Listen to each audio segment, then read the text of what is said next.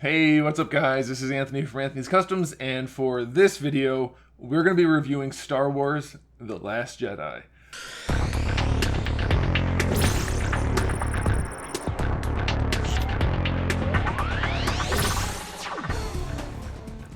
I should probably just put a warning out there. I'll put two warnings out there right off the bat. One, this is going to be spoiler heavy. There will be no stone unturned in this review. So if you have not seen the movie and don't want to get spoiled, don't continue watching this. Go watch the movie, come back, and then check it out and see what you think. And then the other warning is this won't be a particularly uplifting video unless you find humor in the tragic mishandling of a cultural icon. If that's the case, then you may find this an uplifting video, but not generally speaking. We'll see. So here's the gist of this review. I'm not going to treat this movie review like I do most of my movie reviews. I'm not just going to break down the general topics of a movie, like the casting, the writing, the acting, the special effects. I'm not going to go into it like that. I thought it would be better because this is a big deal, right? This is Star Wars. It's a big deal. I think we should go into it a little bit more intricately. There's a little bit more nuance to these movies, or at least there's, in a general sense, in a big picture sense. There's more to talk about. They have more impact, more meaning. These are, like I said, cultural icon. Like, this is such an impactful franchise that I think we should talk about it a little bit more.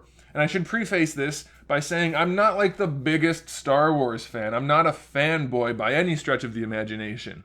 What I am a fan of is Star Wars in general, like the idea of Star Wars, the general fiction around it. I love it. I think it's fantastic. You know, the whole Force thing, the light, the dark, most of the characters are pretty interesting and somewhat unique, you know, enough to be considered unique characters. So I like Star Wars as a whole, but it's not lost on me that most of the films are not great. Yes, the original trilogy had that big pop in pop culture, where there was really nothing like that before. Not quite like Star Wars. So they have like this extra set of bonus points to lift those movies up. But let's be fair, the acting wasn't great. A lot of the writing was a little bit less than fantastic. So I'm aware that these things are not like, I'm not on board with the Star Wars is the best thing ever group. I'm not that guy, okay? I like the franchise. I want it to succeed. I want it to be so much. But I'm aware that a lot of it hasn't been that. Okay, so that way you know where I'm coming from. I'm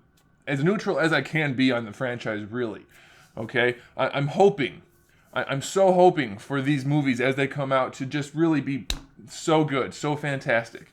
But I'm not gonna force that onto them. You know what I mean? Like I'll acknowledge when they're bad because there have been bad ones.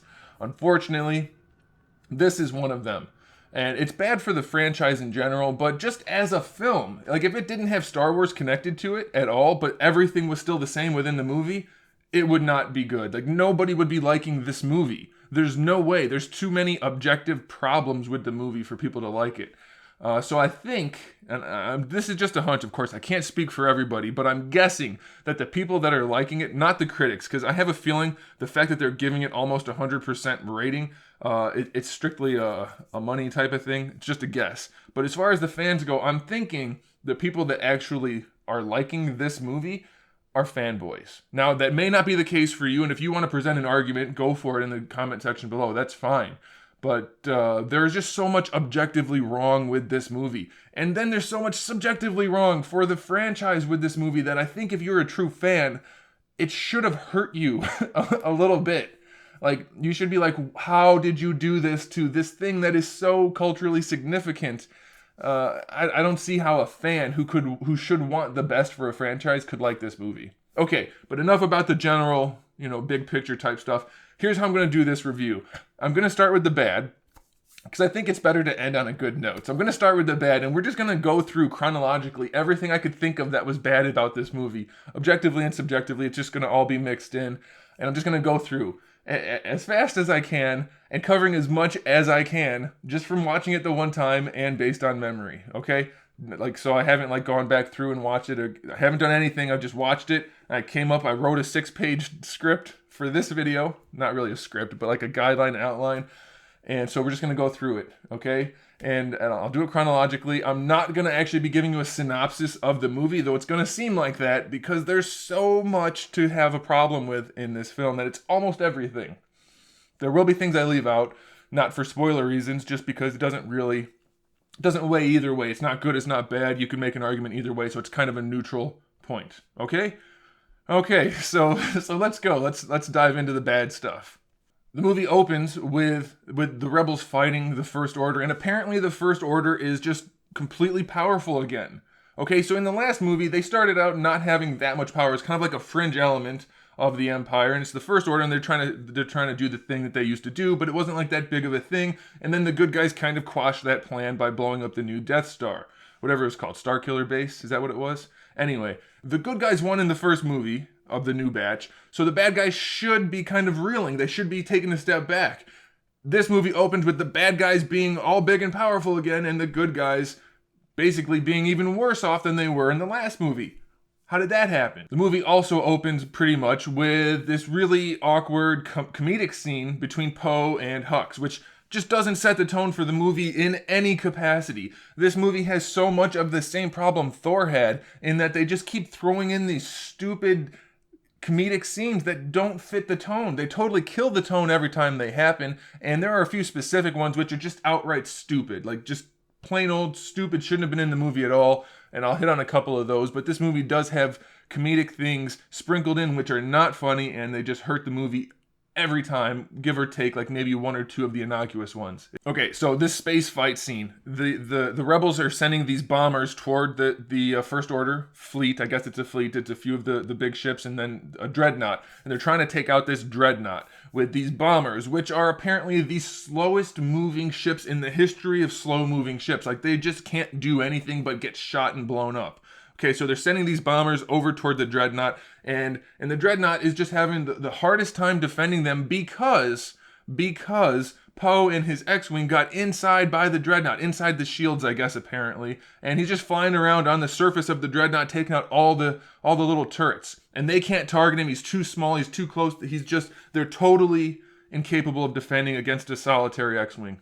They don't send out any ships to get him other than a handful, and he handles them easily, so just doesn't make any sense. None of that makes any sense. And all the while, the little ships are focusing on these bombers, which are apparently defenseless, but they still can't stop one of them. One of them makes it through. One of the bombers is enough, apparently, because the bomber makes it all the way through, right above the dreadnought. Nobody's stopping it, apparently. Not effectively, anyway. And then it drops all of its bombs. Yes, you heard me right. It drops all of its bombs, because gravity is now a thing in space. Unless the dreadnought is generating its own gravity, which would be the worst plan ever, there's no argument for this. It literally drops a bunch of bombs on the dreadnought in one space, and it blows up. So the bomb plan works. It ends up working. They blow up this one dreadnought, and then they jump with light speed. They take off. But the First Order, the bad guys, I'll probably be saying good guys and bad guys because it's just easier to say, follows them. To their surprise, it follows them. But before it follows them, what happens is Snoke, the big deformed bad guy who's in charge of everything, yells at Hux. He's like, hey, you screwed up and I'm going to use my force and throw you around and you're not good at your job and I'm mad. And then Hux is like, wait a minute, we still have a plan. It's working fine. And then Snoke's like, hey, your plan's a thing. Okay, cool. So Snoke apparently has no idea how his own ship works. He has no idea that they're able to track them across light speed. So they follow them and the plan's back in order and Snoke's happy. Like, it's just so much of this writing doesn't make any sense. Apparently Snoke doesn't have any clue that they can track the other ships. So he's mad just to show that he's mad and has power. Doesn't make any sense. Okay, so you heard me. They followed them through light speed. Okay, like, so they did that little pew thing and disappear, and they end up somewhere else. The good guys do. The bad guys follow and land right next to them, relatively speaking. And then we have the slowest chase in the history of chase scenes. It is the entire movie of the ships going like this. Because this ship, the good guy ship, is just slightly lighter and faster than the bad guy ship, and they can't catch it. They've just jumped through lights with light speed to follow them, but they can't catch them now that they're moving normally. I guess they can't jump that close. That could be an argument. So jump away and jump in front of them, or jump closer behind them, or do anything you want because you're a giant Imperial ship with all of this stuff. But no, their shields are strong enough that their guns can't shoot through it at that distance, and they can't gain any distance. They can't get closer. There's just no way around it. At one point, they send some of the smaller attack ships, and Kylo's in like his bomber or whatever it is, and they get in close to the good guy ship, and they call him back. The First Order guys call him back. They say, hey, stop it. We can't cover you over there. So, don't cover them. Send more and blow up the good guy ship. The movie would be over. But no, they come back. Don't attack the good guys. Don't be a bad guy. Just come back and we'll have a movie. It's terrible. It makes no sense at the time or in the big picture. So Poe is doing this thing. He's supposed to just be providing a distraction and cover fire, I guess, so that they can get away on the big ship. And that's the plan. Leia says, okay, we're good. Come back, Poe. And Poe says, no, I'm going to finish this. We need to take out the dreadnought because this is a war. We need to hurt the bad guys when we can. So he commences with the bombing thing. The bombing thing works. He comes back. Leia slaps him. Like, since when is that a thing that you can do, right? If your commanding officer slaps you, that's not okay. But apparently it's okay because it's Leia. She's just allowed to slap somebody. Could you imagine if that was a guy in charge and he slapped a subordinate, whether it was a woman or a man? It would just be totally unacceptable. But this is apparently okay. You're allowed to slap the people that are underneath you because they didn't listen to you. That's how it works in Star Wars now. Plus, her argument is that we can't have casualties. You sacrifice people to achieve our goal of hurting the enemy so that we can win this war for the entire universe. No, we can't have that anymore.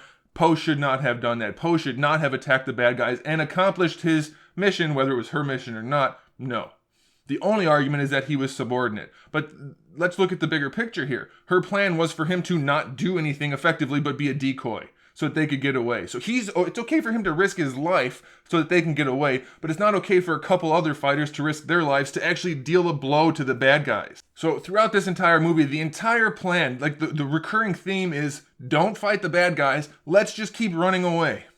That's the entire plan. And it just happens over and over and over again for the people in charge. It's the other people that keep doing other little plans, and we'll get to that. Okay, so then somewhere not too long after this transpires, we have Kylo and the bad guys. Kylo's like ready to shoot where Leia is on the ship. Okay, he's ready to do this. Okay, and he doesn't fire. He's got his thumb on it. He's like, I don't want to fire. I'm not going to be a bad guy. So they keep throughout this movie sprinkling in that he's got some light in him. Okay, and we'll get back to that in a minute. But Kylo doesn't fire on the bridge of the ship. The other guys do. The other bad guys do. The goons fire, and it blows the hell out of the ship, and Leia gets sucked out into space. Okay? So she's frozen. She's in the cold vacuum of space. Humans can't survive that, by the way. She's out there for at least a few minutes. At least. Maybe a little bit more. And then she apparently, we know she has a little bit of the Force in her at least. Probably maybe comparable to Luke if trained properly. But we'll get to the training issue in a little bit. She decides, I'm going to pull a Superman and fly back to the ship. So not only is she able to keep herself alive, but she can fly through space into the ship, which is just gaping open because it just got blown up. So she flies into the ship and into the door that's, blocking the ship from space. Okay, so she hits the door and everybody like, oh my gosh, it's Leia. They don't comment on the fact that she flew through space or anything, but open the door. And they open the door. Space is on the other side of the door. It doesn't affect anybody. So now Leia can fly through space and not die, and people don't have the effect of the space vacuum in space. So Leia's not dead at this. She is unconscious though, so now we have to have a new person making the decisions. And it's not Poe, it's some other lady with purple hair who we're not really familiar with, but she's been around, okay? She's been around, but we don't know really who she is. And she's shady as hell, okay? We'll get to the part where she doesn't talk to Poe about anything later, but she's super shady, and they're definitely setting her up for some kind of nefarious activity within the film, okay? They're giving us these clues that she's got some ulterior motives. We'll come back to that. Let's talk about Rey for a little bit. We ended the last movie with Rey talking to Luke. Like, not talking to him, but hey, have a lightsaber. This is your lightsaber. we should do some lightsabery Jedi type stuff and save the planet, or save the universe, not just the planet. No.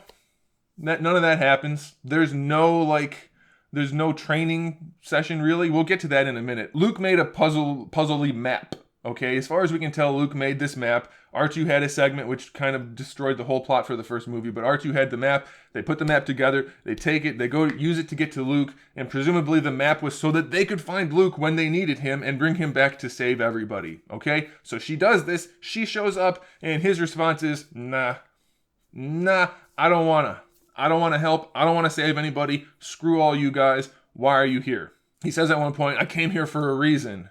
Then he says later on, I came here to die. Then what was the map for? Was the map made by somebody else that Luke didn't have any contact with? Or it doesn't make any sense. He went there to die? Nothing indicated that until he said that. Until this movie, his motives were totally different as far as we could tell. They don't address the fact at all that Rey has Luke's lightsaber. They don't tell us in the first movie how she gets it, and they don't address it at all in the second movie. It shouldn't even be in anybody's possession at this point, but not only does she have it, but she's giving it to Luke. He takes it and throws it away. He doesn't care. We don't care about storytelling. We don't care about the fiction part of sci-fi. We're just going to give us the most generic story possible and not talk about any of the interesting aspects. Lightsaber's unimportant. Until later, it's kind of important for us, but not for the storytelling again. Rey proceeds to tell Luke, hey, we need your help. This is what's going on. I came here. Leia sent me. I need your help. And Luke keeps saying, well, why are you here? And she just doesn't get it. What do you mean me? I'm here to get your help. No, you. What do you mean? They have this conversation that's really irritating. It goes back and forth for way longer than it should. And eventually, she kind of indicates that she has the Force. She couldn't just say, I can do stuff with the Force. She said, there's something inside me and I don't know what to do and I'm scared. And he's like, well, too bad. I don't care. He doesn't care about anything anymore. Okay? It's totally irritating. There was none of this. The stuff that we all wanted. There was none of it. They didn't put anything in it. And not only that, but all of the conversations that lead up to any of the stuff that does kind of happen, they're ridiculous. Him going back and forth with her was just stupid. Just say why it's you. You found the lightsaber. You can use the Force. That's why you're there. That's it.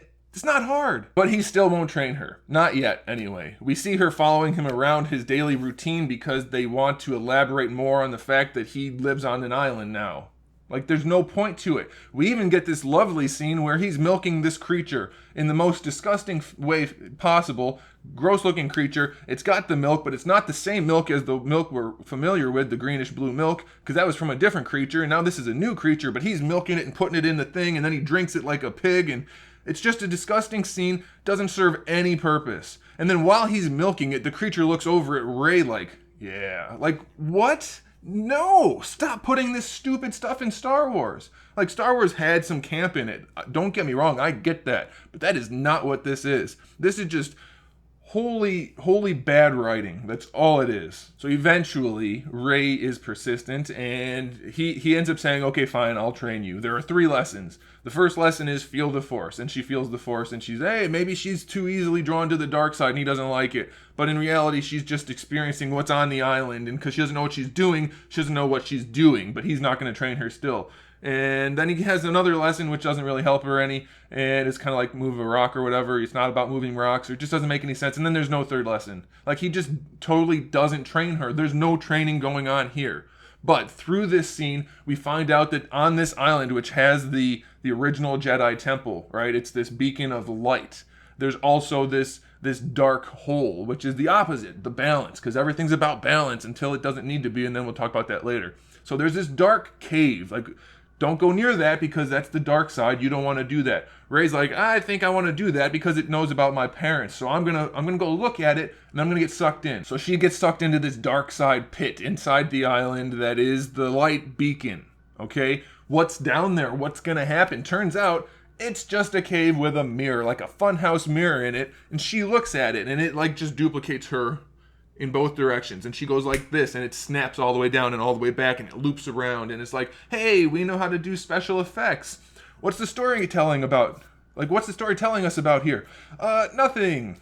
Oh, Okay, well, maybe it's indicating that the dark side has some kind, it's like, it's just yourself. You're all alone, and you're miserable with yourself, and she feels alone. And like, yeah, okay, that's like the most thin storyline ever. What about my parents? Nope, she doesn't get any information out of it other than Funhouse mirror special effects, snapping, waving her hand and stuff, which goes on for way too long. There's no exposition there.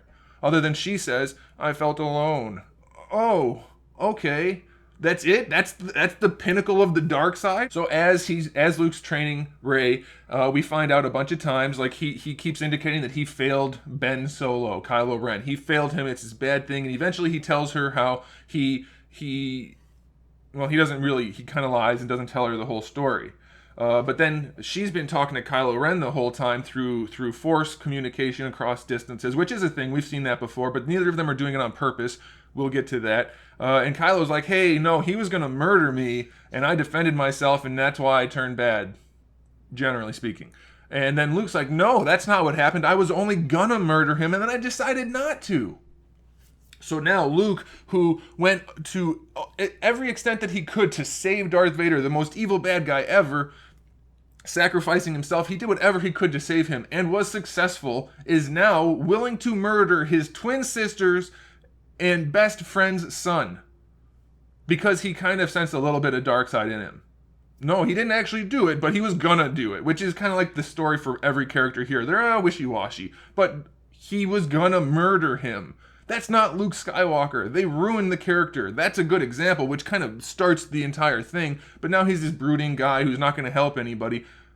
It just doesn't make any sense. It doesn't make any sense at all. We'll talk more about Luke's character in a little bit. Okay, let's move on for now. Okay, let's go back to the rebels fighting the First Order in the world's worst chase scene ever. Okay, so we have the purple lady who's in charge now, and she doesn't get along with Poe because in this universe now, every guy who does any sort of actiony stuff, if he's a hero of any variety, he's dumb, doesn't know what he's doing, and all the ladies in charge all know better, which is to run away, and everyone else is stupid. That's the new through line, okay? That's how it works. So she won't tell Poe her plan. She's like, I've got a plan, but you don't need to know it. You stop, you heroic guy, you stop that. We don't need a hero. That's bad. Heroes are bad. We don't need those. So I'm not telling you the plan. That's her plan, to not tell anybody her plan, okay?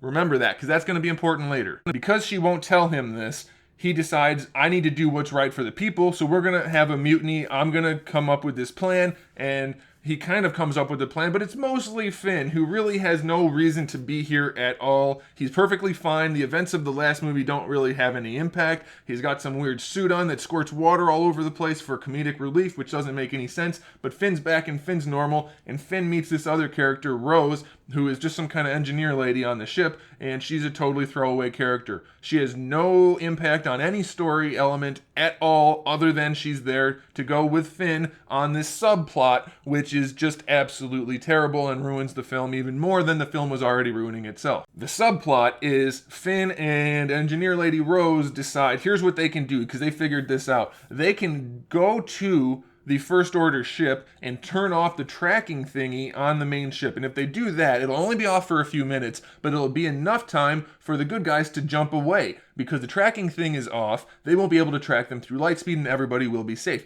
Which sounds like a fine plan, like that would be an okay part of the story. Except it doesn't really work that way.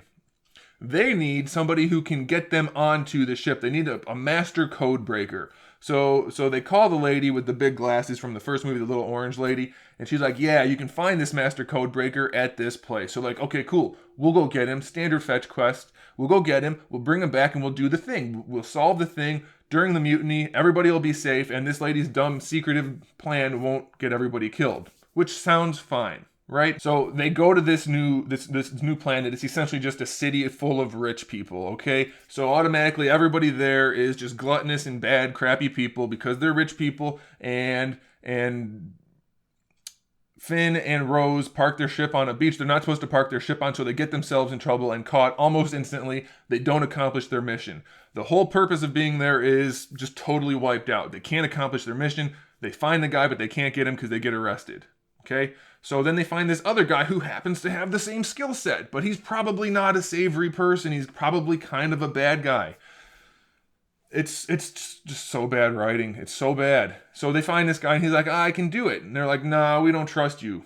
But then he breaks himself out and he leaves. So they go like, hey, we can get out too. So they get out. And then we spend like 30 minutes of them freeing these animals and talking about how animal abuse is bad and slavery is bad for these kids that are having to take care of the animals and how bad the rich people are. And it's just like the most SJW waste of 30 minutes in a scene I've ever seen. It's terrible, and it's all CGI, so it probably cost a fortune, and they spend a lot of time doing it. It doesn't fit the movie at all. It feels like some kind of Disney cartoon movie, or some kind of like crazy, unrealistic, future, utopian, dystopian type of sci-fi film. It was just not, it didn't fit at all. It was very weird.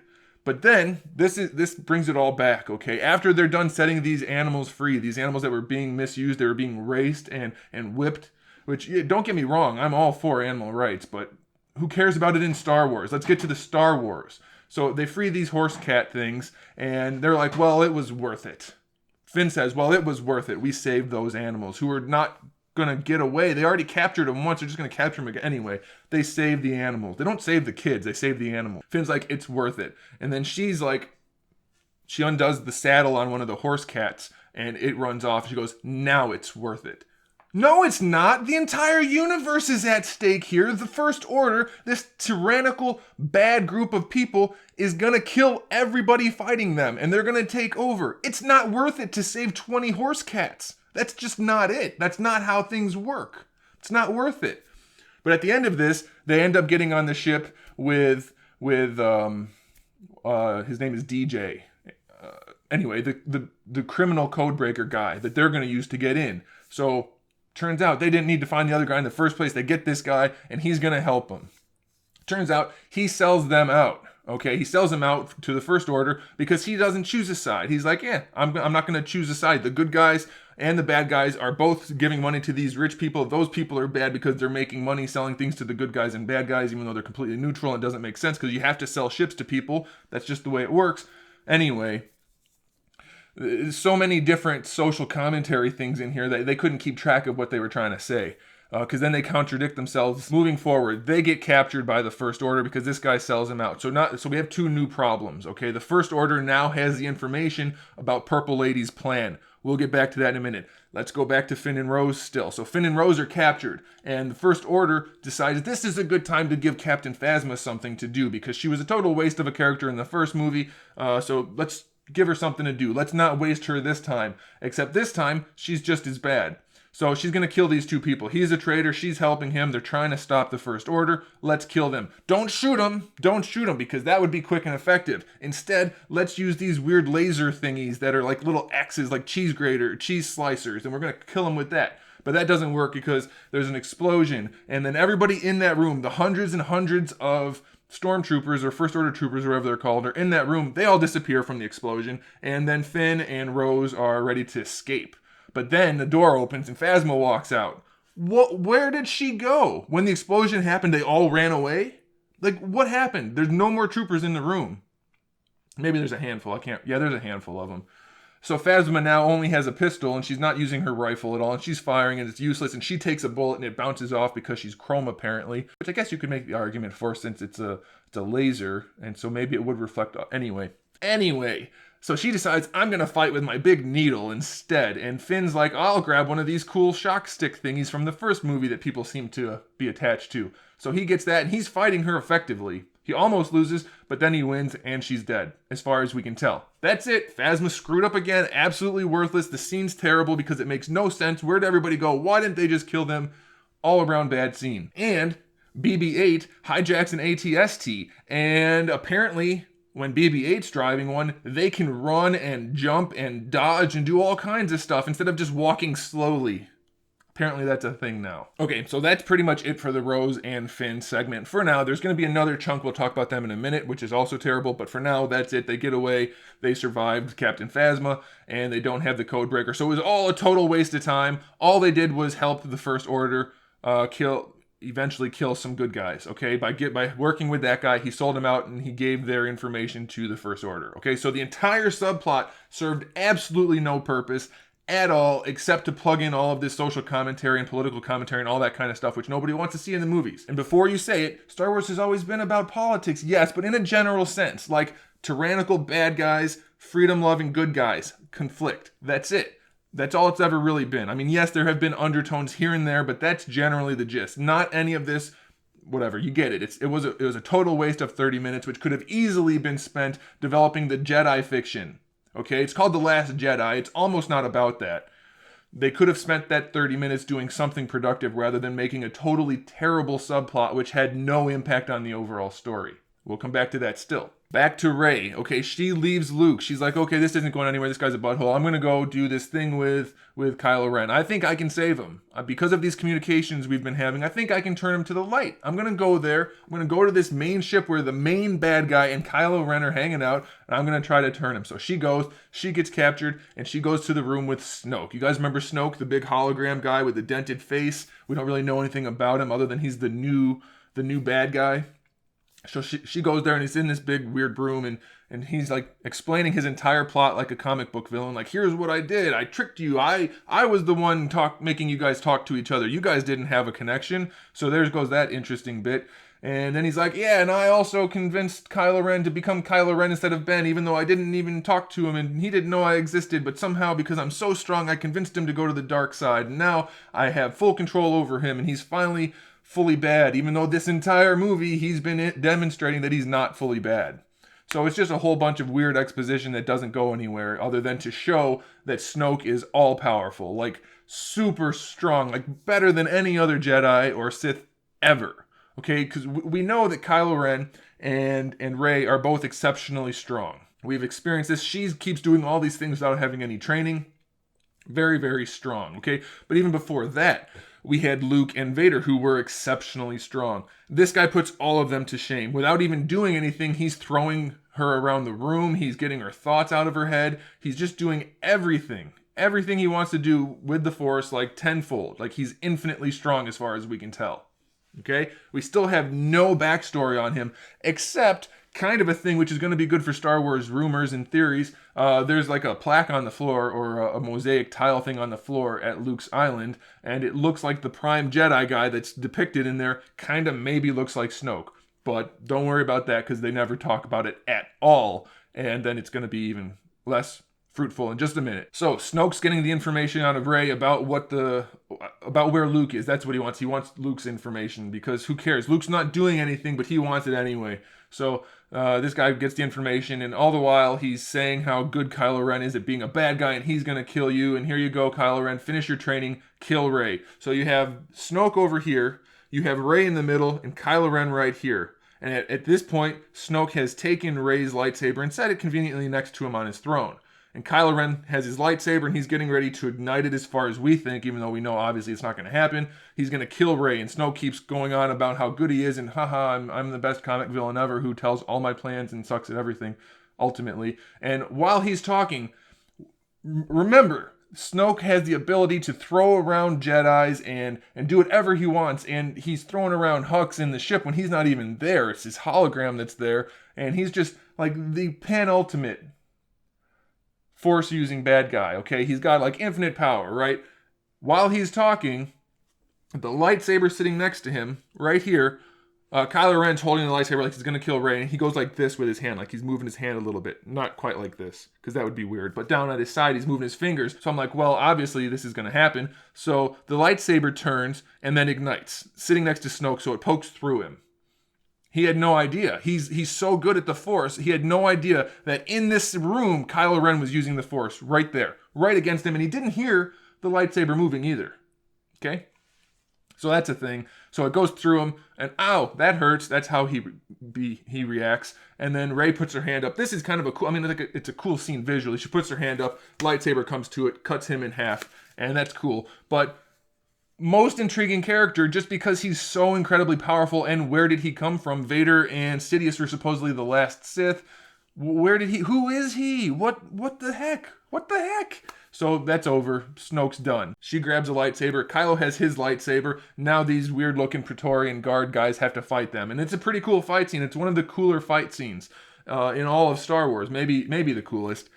So Kylo and Rey team up and fight these guys. She still has zero training. He still has a lot of training, by Luke no less. And he has trouble. She doesn't really. She beats her guys. He almost beats all of his guys. Then she helps him. Again, it leads to kind of a cool scene. She throws a lightsaber to him and he catches it like this. Bad guy's behind him and he's like holding the guy's weapon here. It's across his neck and he just ignites it and it pokes the guy in the head. So that's cool, but either way, he's still not as good as her.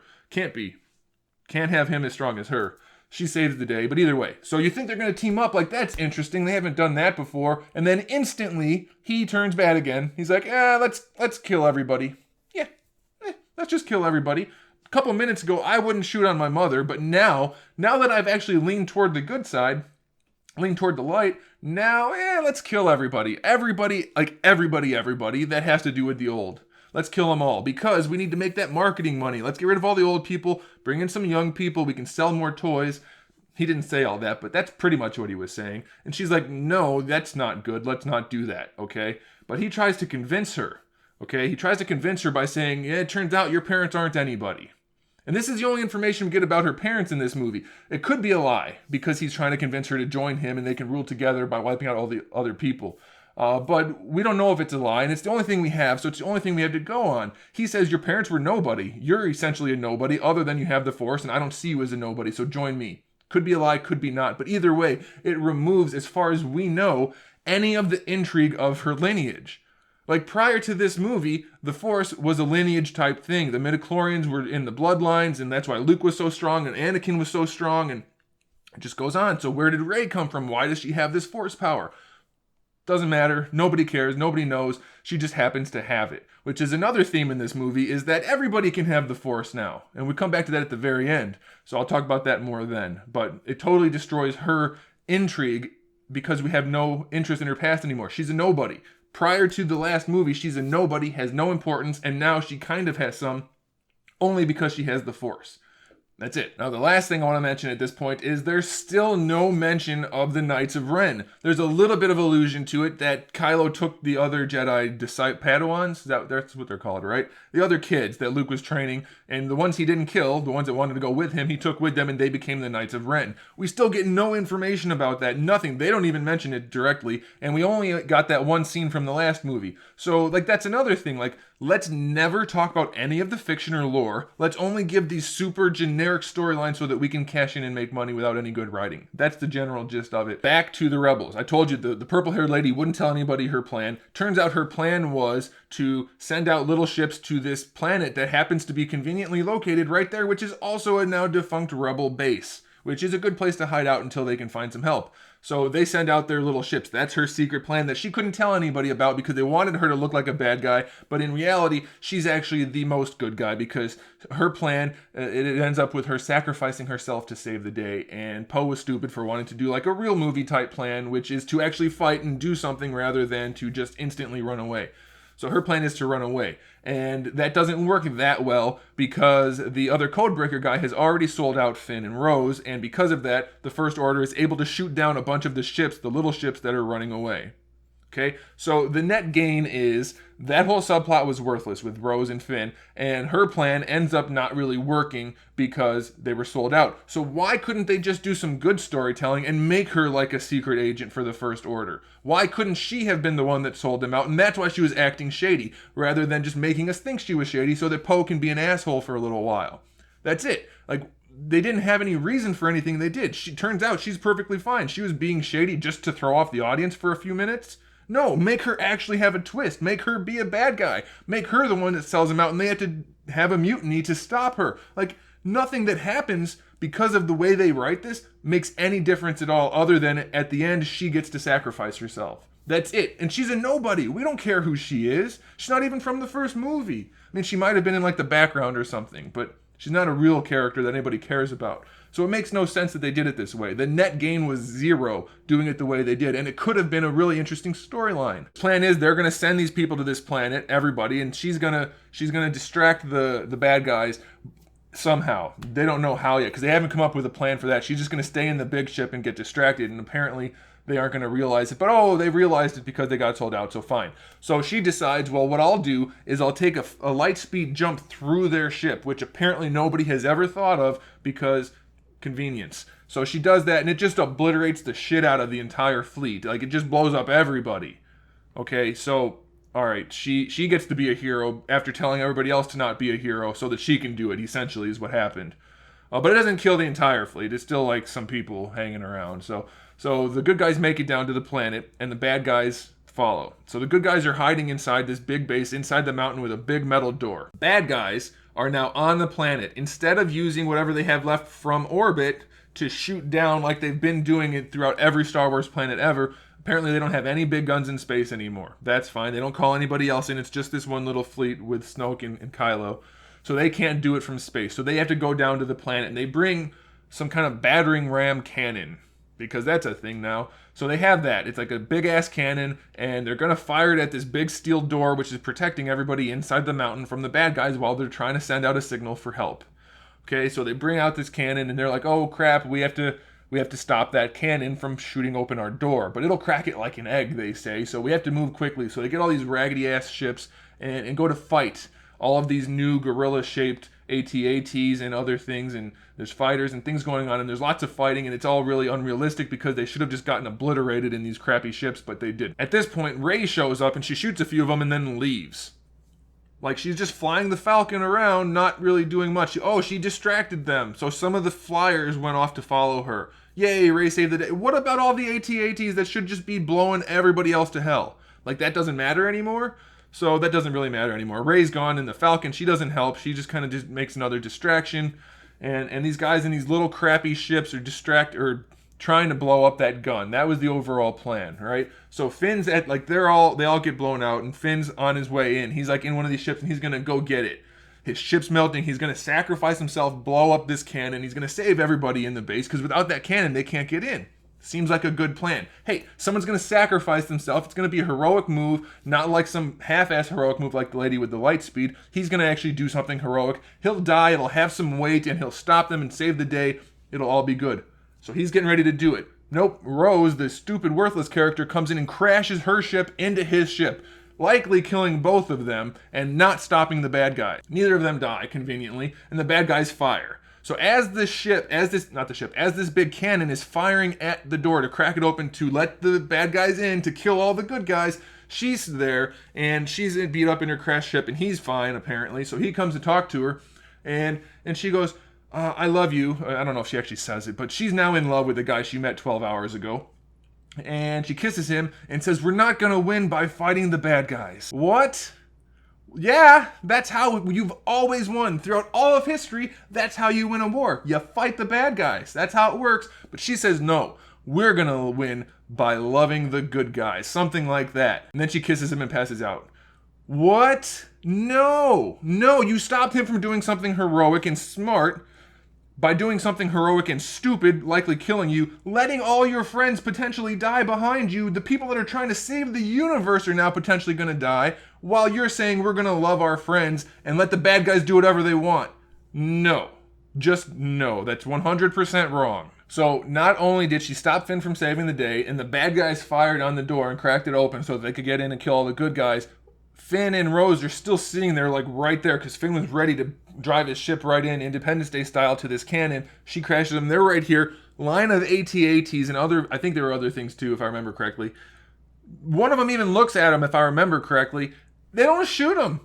Like, these are the bad guys looking at the good guys who just tried to stop their plan. They're trying to kill everybody, really, and they don't shoot him. And then somehow, Finn and Rose make it back into the base. I don't think they show when. I don't remember it, and I'm pretty sure the only way in is this little broken open spot of the door. So how do they get in?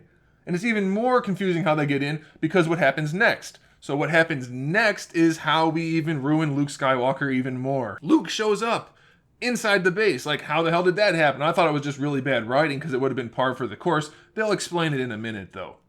Luke shows up in the base. He talks to Leia for a minute. He's talking to Leia, and then leaves. He's like, I'm going to go out there. I'm going to go face them. So Luke walks out. Like, picture a big mountain with a big steel door. Luke walks out the big broken hole in the door, walks out. Just with his lightsaber. You have Kylo Ren and all of these different things ready, and Kylo Ren says, fire everything we have at that guy. He realizes that it's Luke, okay?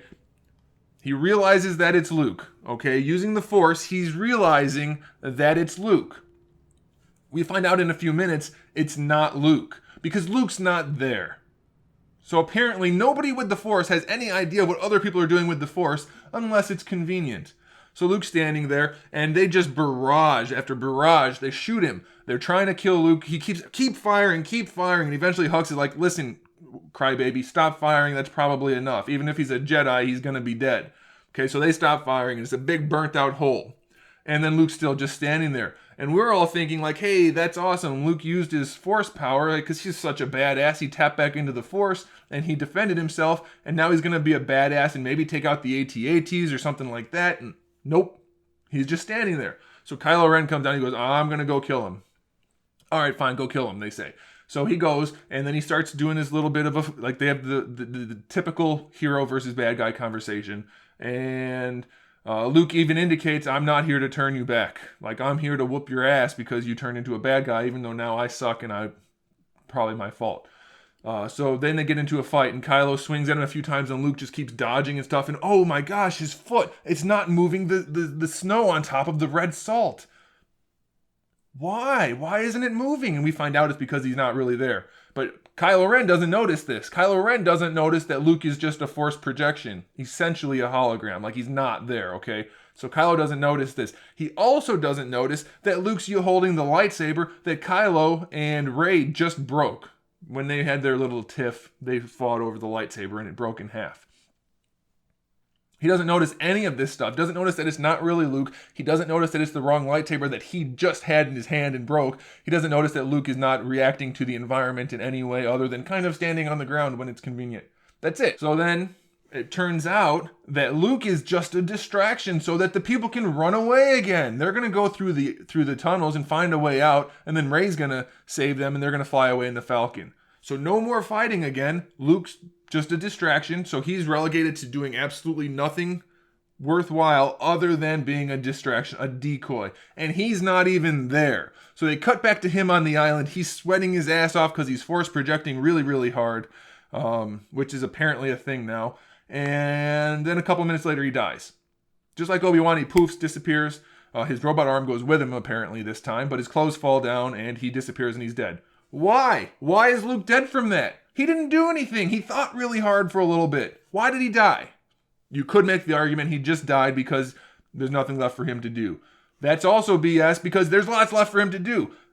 He should be a character in the movie. That's what's there for him to do. Like, put him in the movie. Let us like that character who we've liked for 30 plus years. Nope, Luke's dead. Didn't do anything, but he's dead. So if the result is Luke dying in the end, why didn't he take the X-Wing, which they made a point of showing us was underwater like it was back on, what was it, Dagobah? I don't remember the name. I think it was.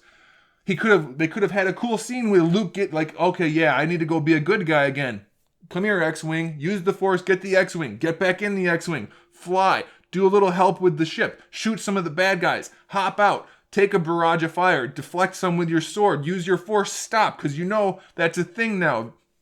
Vader stopped a shot like that in the Cloud City. He Force deflected a shot. And then Kylo did last movie. He stopped a shot midair. So Luke could have done some cool stuff with the Force. He's freaking Luke Skywalker. He doesn't use his lightsaber to stop the bullets. He doesn't use the Force to stop the bullets. He doesn't use the lightsaber to fight Kylo Ren. He's not ever even there. All of that could have happened and could have been awesome. Even if they wanted him to end up dying, that's fine. Let him die like Obi-Wan.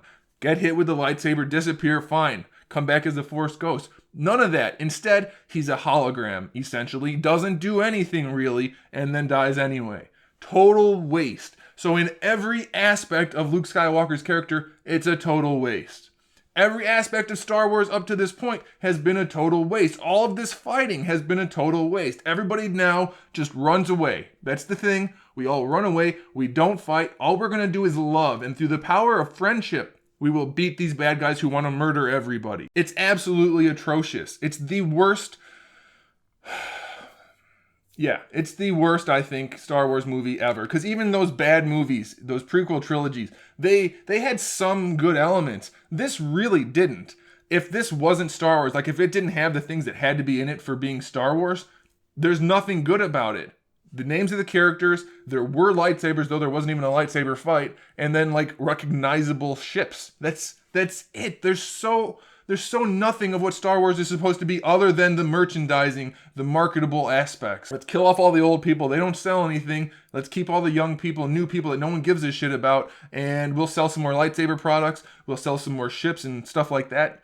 And that'll be that. We don't care about the quality. Mark Hamill even said it. Not that I agree with everything he says, but he said this in an interview one time.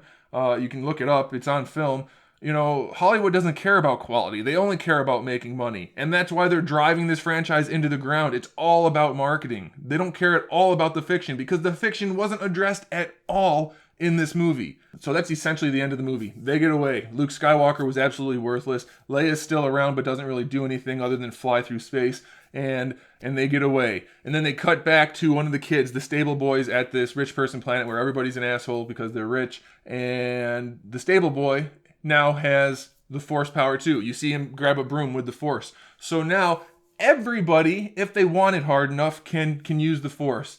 Doesn't matter about lineage anymore. There's no interesting storylines about who can be the important characters anymore. Everybody can. And I get that they're doing that. Oh, now kids can feel like they can use the Force too. No, they can't because it takes certain people to do it. That's been established for 30 years now.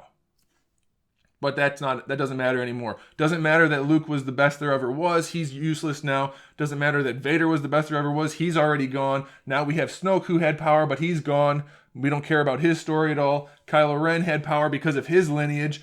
He's still using it. Rey has power. We thought maybe because of some kind of lineage, which would be an interesting story element. But as of right now, nope. None of that. There's no more interesting stuff in the story. They're getting rid of all the interesting characters and all of the interesting fiction. There's nothing left. They've just whittled it down to the most generic sci-fi crap that it's just profiting off of the Star Wars name. That's why I don't get how Star Wars fans can appreciate this. Unless you just like everything that Star Wars bar none, this should have been a slap in your face. They're ruining the fiction. They're ruining this cultural thing that's been around for so long.